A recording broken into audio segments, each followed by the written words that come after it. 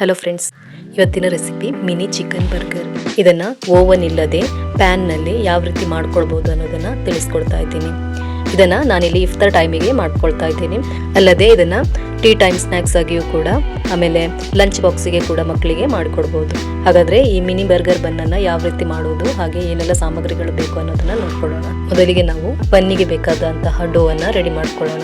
ಅದಕ್ಕಾಗಿ ಒಂದು ಬೌಲಿಗೆ 1 ಕಪ್ ರವಾ, 2 ಕಪ್ ಮೈದಾ ಹುಡಿ, ಆಮೇಲೆ 1 table spoon East, sugar 1 tea spoon, ಆಮೇಲೆ ½ ಟೀ ಸ್ಪೂನ್ ಅಷ್ಟು ಸಾಲ್ಟ್ ಹಾಕ್ಕೊಂಡು ಇದನ್ನು ಚೆನ್ನಾಗಿ ಮಿಕ್ಸ್ ಮಾಡ್ಕೊಳ್ಳಿ.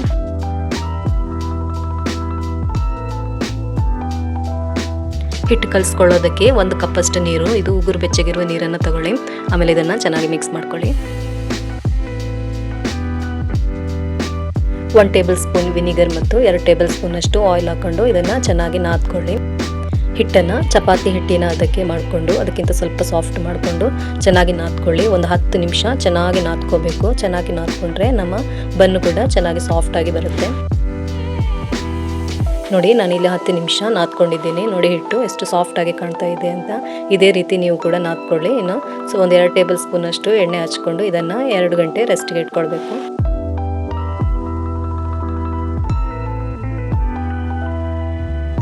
ಇವಾಗ ಚಿಕನನ್ನು ಮ್ಯಾರಿನೇಟ್ ಮಾಡಿಕೊಳ್ಳೋಣ.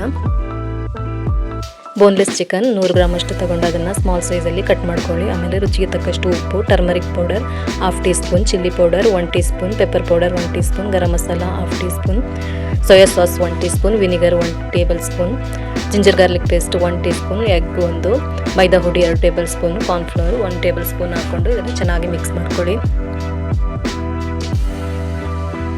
ನೋಡಿ, ಇವಾಗ ಇದು ಚೆನ್ನಾಗಿ ಮಿಕ್ಸ್ ಆಗಿದೆ. ಇದನ್ನು ಒಂದು 10 ನಿಮಿಷ ರೆಸ್ಟ್ಗೆ ಇಟ್ಕೊಳ್ಳೋಣ.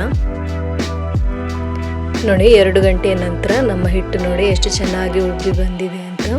ಇವಾಗ ಇದನ್ನು ಪಂಚ್ ಮಾಡಿಕೊಂಡು ಇದರ ಏರನ್ನೆಲ್ಲ ತೆಗೆದು ಒಂದು 5 ನಿಮಿಷ ನಾದ್ಕೊಳ್ಳೋಣ. ಇವಾಗ ಕೌಂಟರ್ ಟಾಪ್ನಲ್ಲಿ ಸ್ವಲ್ಪ ಮೈದಾ ಫ್ಲೋರನ್ನು ಡಸ್ಟ್ ಮಾಡಿಕೊಂಡು ಇದನ್ನು ಈಕ್ವಲ್ ಪಾರ್ಟಾಗಿ ಕಟ್ ಮಾಡ್ಕೊಂಡು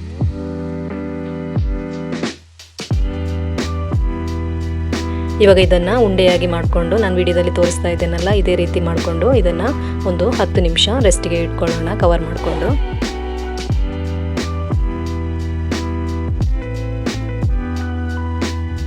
ಅದು ರೆಸ್ಟ್ ಆಗೋ ಹೊತ್ತಿಗೆ ನಾವು ಚಿಕನನ್ನು ಫ್ರೈ ಮಾಡ್ಕೊಳ್ಳೋಣ. ಅದಕ್ಕಾಗಿ ಎಣ್ಣೆಯನ್ನು ಮೀಡಿಯಂ ಫ್ಲೇಮ್ನಲ್ಲಿ ಇಟ್ಕೊಂಡು ಫ್ರೈ ಮಾಡ್ಕೋಬೇಕು. ಚಿಕನನ್ನು ಫ್ರೈ ಮಾಡುವಾಗ ನೀವು ಎಣ್ಣೆಯನ್ನು ಮೀಡಿಯಂ ಫ್ಲೇಮ್ನಲ್ಲಿ ಇಟ್ಕೊಂಡು ಫ್ರೈ ಮಾಡ್ಕೊಳ್ಳಿ. 5 ರಿಂದ 6 ನಿಮಿಷ ಫ್ರೈ ಮಾಡಿಕೊಂಡ್ರೆ ಚಿಕನ್ ರೆಡಿ ಆಗುತ್ತೆ. ನಮ್ಮ ಚಾನಲನ್ನು ಇನ್ನೂ ಕೂಡ ಸಬ್ಸ್ಕ್ರೈಬ್ ಮಾಡದೆ ನೋಡ್ಕೊಳ್ತಾ ಇದ್ದರೆ ಪ್ಲೀಸ್ ಸಬ್ಸ್ಕ್ರೈಬ್ ಮಾಡ್ಕೊಳ್ಳಿ. ಆಮೇಲೆ ಇಷ್ಟವಾಗೋದಾದರೆ ಒಂದು ಲೈಕ್ ಕೊಟ್ಟು ಸಪೋರ್ಟ್ ಮಾಡಿ. ಹಾಗೆ ಫ್ರೆಂಡ್ಸ್ ಫ್ಯಾಮಿಲಿಗಳಿಗೆ ಶೇರ್ ಮಾಡ್ಕೊಳ್ಳಿ.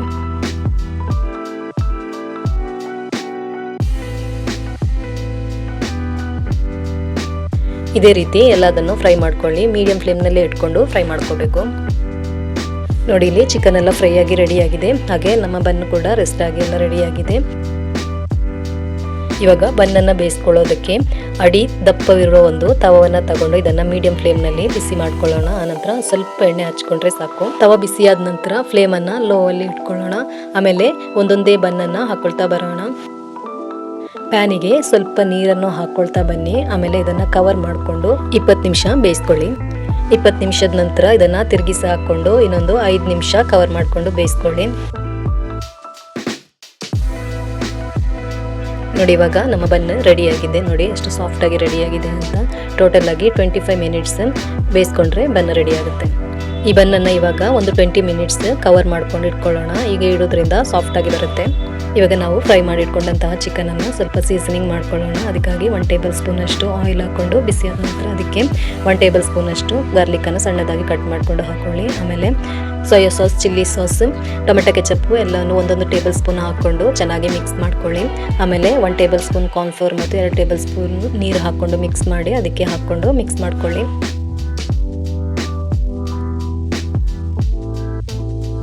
ಇವಾಗ ನಾವು ಫ್ರೈ ಮಾಡಿಟ್ಕೊಂಡಂತಹ ಚಿಕನನ್ನು ಹಾಕ್ಕೊಂಡು ಮಿಕ್ಸ್ ಮಾಡಿಕೊಂಡ್ರೆ ನಮ್ಮ ಚಿಕನ್ ರೆಡಿಯಾಗಿದೆ.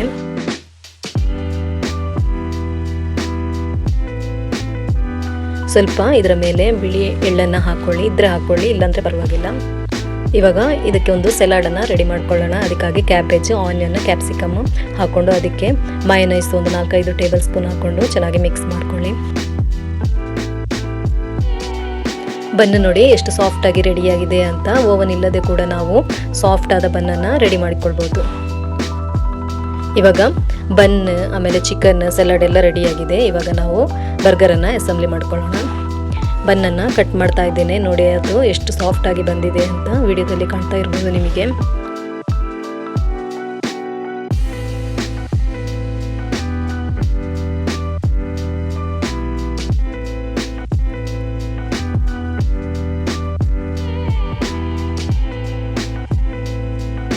ಇವಾಗ ಬನ್ನಿಗೆ 2 ಸೈಡಿಗೂ ಸಲಾಡನ್ನು ಹಾಕ್ಕೊಳ್ಳೋಣ. ಆಮೇಲೆ ಚಿಕನ್ ಇಟ್ಬಿಟ್ಟು ಸರ್ವ್ ಮಾಡಿಕೊಂಡ್ರೆ ನಮ್ಮ mini cute chicken burger bun ರೆಡಿಯಾಗಿದೆ. ಇದನ್ನು ನೀವು ಟೀ ಟೈಮ್ ಸ್ನ್ಯಾಕ್ಸ್ ಆಗಿಯೂ ಇಫ್ತಾರ್ ಟೈಮಲ್ಲಿ ಆಮೇಲೆ ಮಕ್ಕಳಿಗೆ ಲಂಚ್ ಬಾಕ್ಸ್ಗೆ ಕೂಡ ಮಾಡ್ಕೊಳ್ಬೋದು. ನೋಡಿದ್ರಲ್ಲ, ಹಾಗಾದರೆ ಎಷ್ಟು ಈಸಿಯಾಗಿ ಮಾಡ್ಕೊಳ್ಬೋದು ಅನ್ನೋದನ್ನು ನೀವು ಒಮ್ಮೆ ಟ್ರೈ ಮಾಡಿ ನೋಡಿ. ನಿಮ್ಮ ಅಭಿಪ್ರಾಯವನ್ನು ಕಮೆಂಟ್ ಮೂಲಕ ತಿಳಿಸಿ. ಹಾಗಾದರೆ ಮುಂದಿನ ವಿಡಿಯೋದಲ್ಲಿ ಸಿಗೋಣ.